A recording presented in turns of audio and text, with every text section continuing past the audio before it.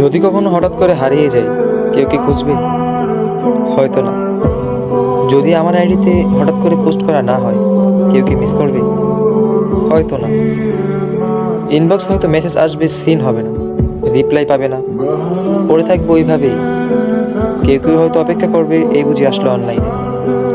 আবার কেউ কেউ তো টেরই পাবে না যে কেউ একজন হারিয়ে গেছে। হঠাৎ কারো একটা সময় হয়তো মনে পড়বে যে কে জানি আর নেই।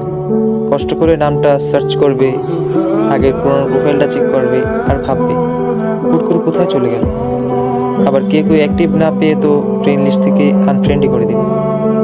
যখন আমি থাকবো না, আমার স্মৃতিগুলি কি কারো মনে পড়বে?